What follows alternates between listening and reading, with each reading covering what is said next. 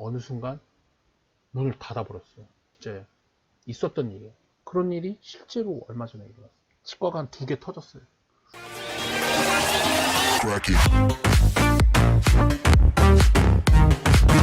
여러분 안녕하세요, 매직박입니다.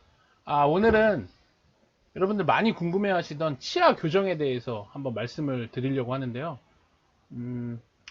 뭐 치아 교정이 꼭 필요한가, 뭐 이런 것들에 대한 궁금증도 많고, 또 교정할 때 좀 교정 치과를 선택하는 방법이나 뭐 이런 것들, 또 치아 교정 마케팅에 관한 불편한 진실들, 이런 거에 대해서도 간단하게 좀 말씀드리도록 이렇게 하겠습니다. 자, 여러분 일단 치아 교정이란 뭘까요? 다들 아시죠? 치아 교정이 뭔지 다들 아시잖아요.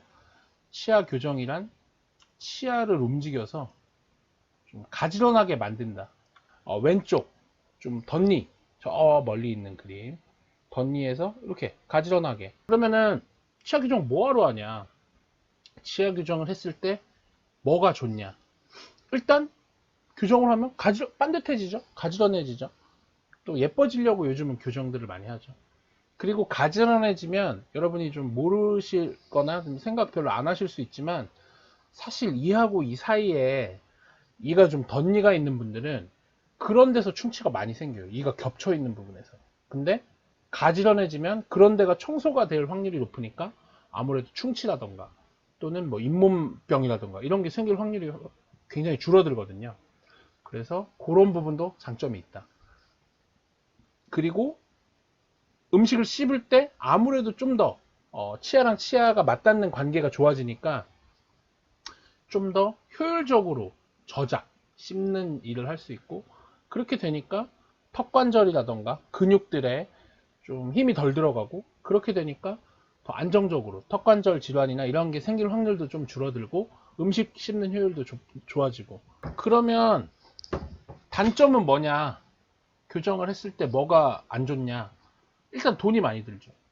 일단 뭐 요즘 뭐 치과나 교정 장치나 방식에 따라서 천차만별이긴 한데, 보통은 그래도 한 400만 원 안팎으로 비용이 들고, 뭐더 들 수도 있고 또 케이스에 따라서 덜 들 수도 있고 그러고요. 그리고 이제 교정 기간도 천차만별이긴 한데, 보통은 뭐 부분 교정을 해도 최소한 3개월에서 6개월 이상 걸리고, 또 보통 이제 치아를 발치하거나 뭐 덧니가 심하거나 이런 경우에는 한 1년 반 이상 치아 교정 기간이 걸리기 때문에, 뭐 기간이 오래 걸리는 동안 이제 교정 장치를 붙이고 있어야 되니까 그게 좀 힘들다, 그런 게 있고요. 치아 뿌리가 좀 짧아지는 경향이 있어요.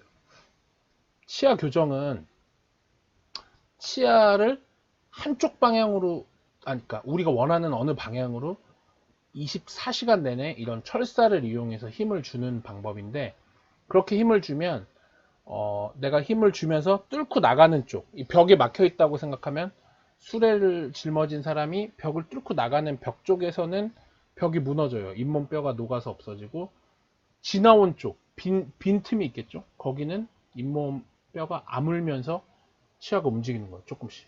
그래서 밀면 여기 앞에는 잇몸뼈가 사라지면서 얘가 들어갈 수 있고, 뒤에는 그럼 틈이 벌어진 데는 다시 메꿔지고, 이런 식으로 이동을 하게 되는데, 이런 과정을 통해서 잇몸 뿌리가, 치아 뿌리가 좀 짧아지는 경향이 있습니다. 그래서 그런 경우에 뭐 먹고 사는데 지장이 막 크게 있고 한 건 아니지만, 잇몸이 좀 안 좋아질 경우에는 다른 분들보다 좀 더 민감하게 뭐 풍치라든지 이런 게 올 수 있으니까, 치아 교정 후에는 꼭 스케일링이라든지 이런 잇몸 관리를 좀 잘 해주셔야 돼요. 그리고 마지막으로 교정을 하면 안에 유지장치라는 걸 붙여요. 이렇게 보이시죠? 철사 이렇게 모양. 그래서 이 교정된 치아는 원래대로 되돌아가려는 성질이 강하기 때문에 이런 철사 유지장치로 묶어서 못 움직이게 해두는 거죠. 보통은 뭐 교정한 기간보다 길게, 그래서 한 2년 이상 3년 이렇게 말씀을 드리지만, 사실 3년 4년 5년 있다가 이거 교정장치를 뗐는데 치아가 다시 원위치로 약간 삐뚤어지는 경우가 있어서, 그냥 안 불편하면 평생 붙이세요 이렇게 말을 하는 경우가 많거든요.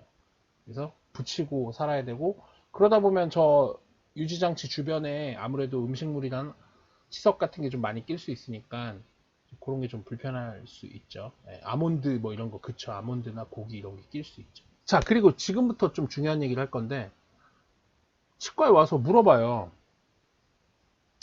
저 어디 치과 갔는데 나 부정교합이라 이거 교정 치료 안 하면은 턱관절 장애 오고 막 다 부서진다고 하는데 교정 해야 되나요? 뭐 이렇게 물어봐요.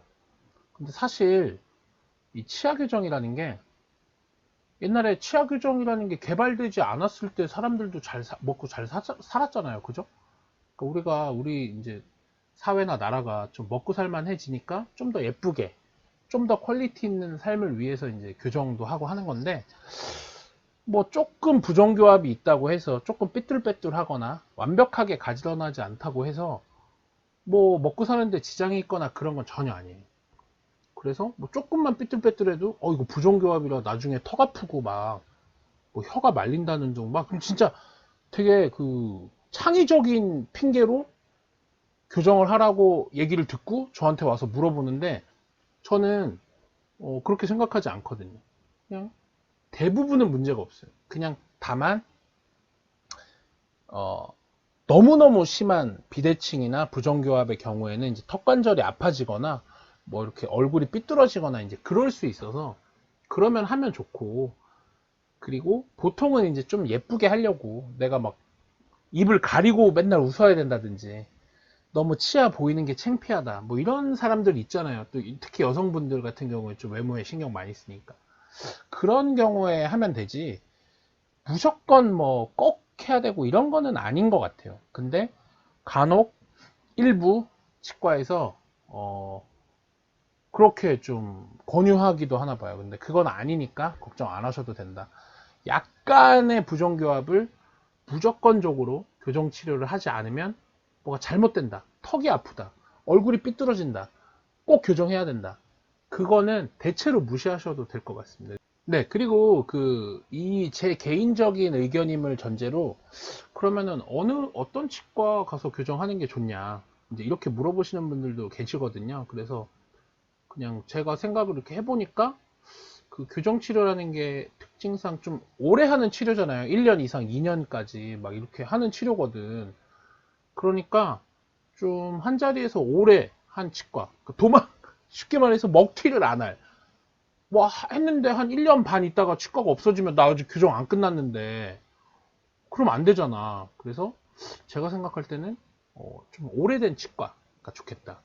그리고 이왕이면 그 페이닥터라고 해서 이제 교정을 전공하지 않은 원장님들은 교정을 전공한 원장님들을 직원으로 이렇게 모셔서 월급을 주면서 교정 치료를 하거든. 근데 그런 치과보다는 그냥 원장, 소유주, 오너, 원장님 자체가 교정을 하는 원장님이 좋겠다. 왜냐면 페이닥터 원장님이 계신 데는 교정 환자 예약을 막 30명, 아니야 30명이죠. 40명, 50명, 막 60명, 70명까지 하루에 막 잡아버려. 내가 하는 거 아니니까. 어차피 그러고 내가 월급 주는데 본 좀 뽑아야지 막 이런 생각에.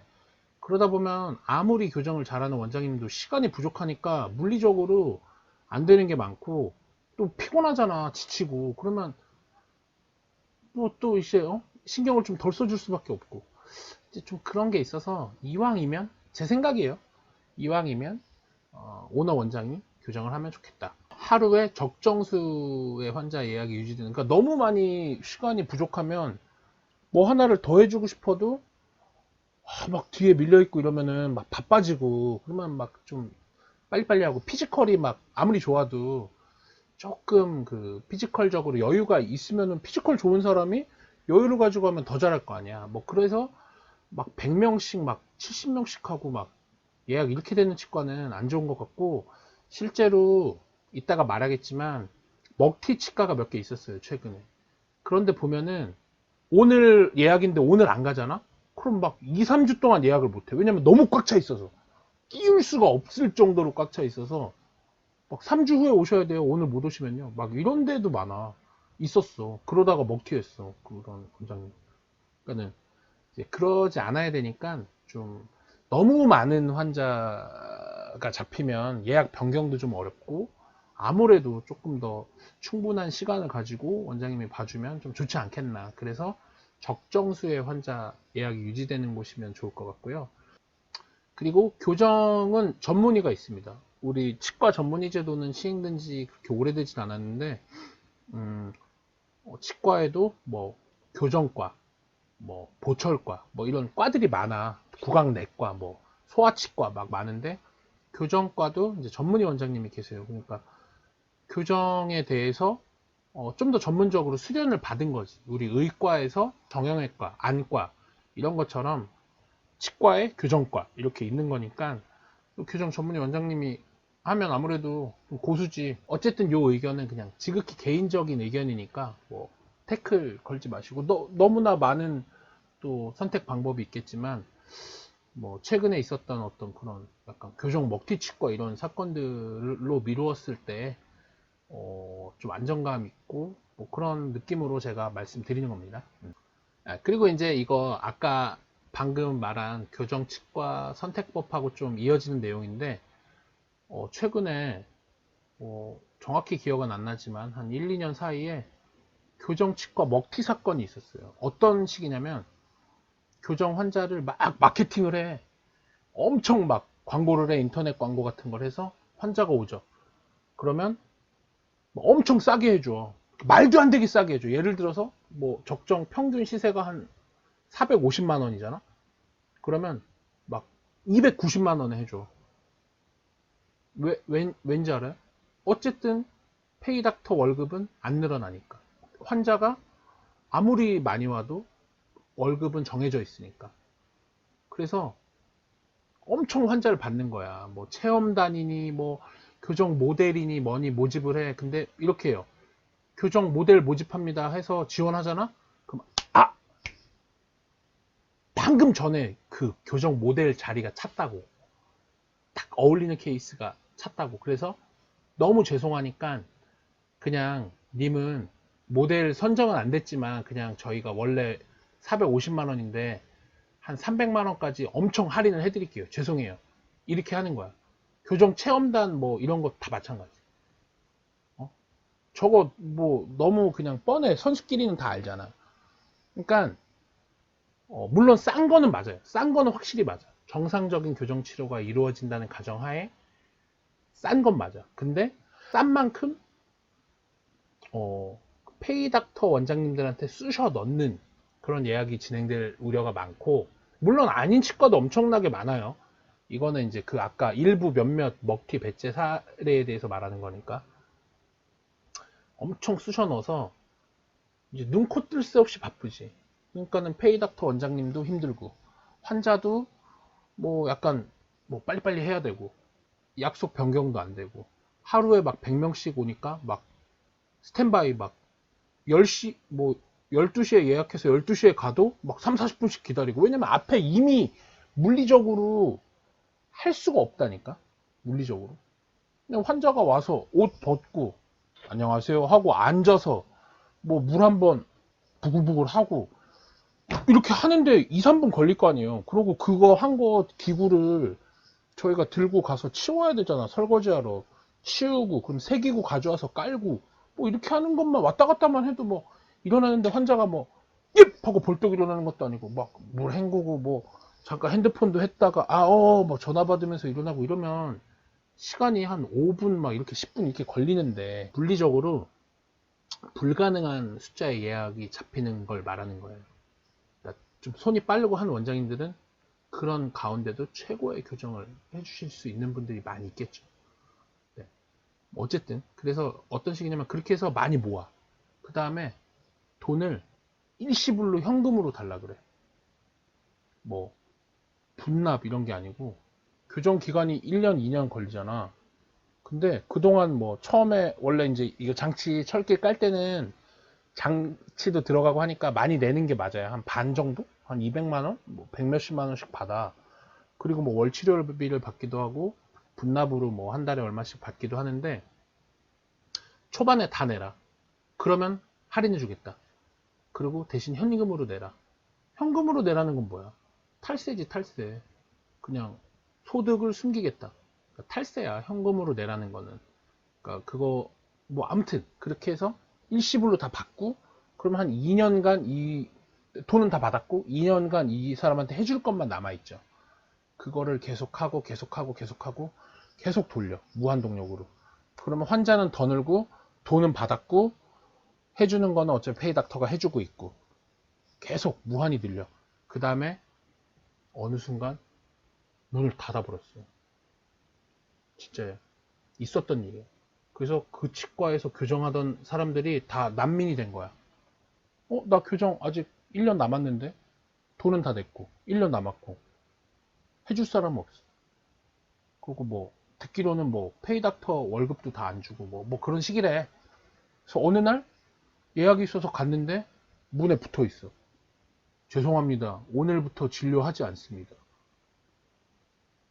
어느 저기로 가세요. 뭐 이렇게. 어느 치과로 가세요.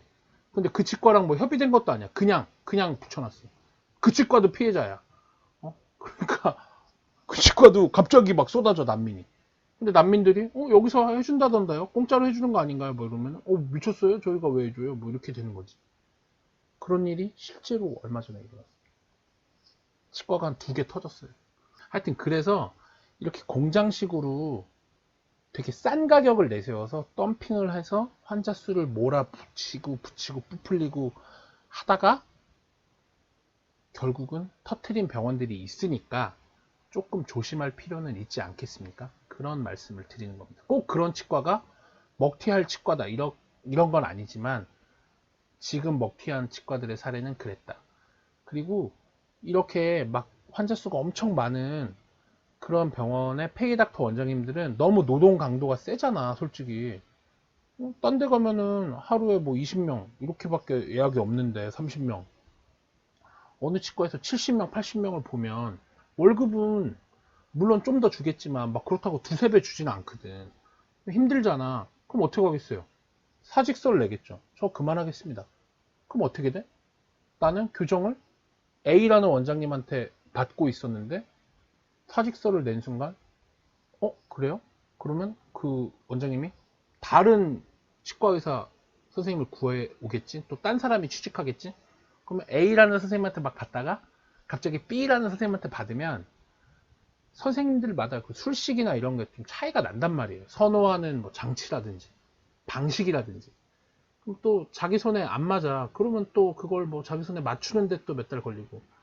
좀 그 손이 바뀐다고 하는데 우리 교정치료라는 특성상 오래 걸려서 어쩔 수 없이 이제 불가피하게 이루어질 수밖에 없는 부분이지만 그런 일들이 최소한으로 일어나야 된다. 이왕이면 한 원장님한테 쭉 책임지고 받는 게 좋고, 그래서 아까 제가 이왕이면 그 대표 원장님, 그 치과의 오너가 교정을 하면 치과가 없어지지 않는 한 계속 해줄 거 아니에요. 그래서 이 조금 치과를 선택할 때 아까 말한 부분들 좀 고민하시고 치과들이 내세우는 광고에만 현혹되거나 믿지 말고 좀 직접 알아보는 그런 노력도 조금은 필요한 것 같아요. 요즘은 워낙 광고들이 많으니까. 그래서 갑자기 결론을 좀 철학적으로 내는 것 같긴 하지만 결국 우리는 다 행복해지려고 사는 거잖아요. 그죠? 그냥 내가 이 돈을 들여서 행복하면 교정을 하는 거고, 남들이 너 왜 교정 안 해? 너 교정 안 해? 너 이빨이 괴물이야. 왜 교정 안 해? 해도 난 괜찮은데? 안 하는 거고, 남들이 이렇게 얘기한다고 저렇게 얘기한다고 하고 싶지 않은 교정을 하지 않았으면, 왜냐면 그 1년 2년 되게 힘들거든요. 그래서 본인이 제일 중요하니까 그것을 생각해서 교정 여부를 정하시면 좋겠고, 그런 거 할 때 조금 더 좀 안정적인 치과를 선택할 수 있는 방법, 뭐 이런 것들에 대해서 잠깐 설명을 드렸습니다. 다음 편에는 실제로 이런 덧니나 어떤 돌출입 이런 경우에 교정들이 어떻게 진행되느냐에 대한 내용을 한번 다뤄보도록 그렇게 하겠습니다. 다음 치아교정 사례 편도 많이 관심 가져주시고 좋아요와 구독은 꼭 눌러주시고요. 저는 매직박이었습니다.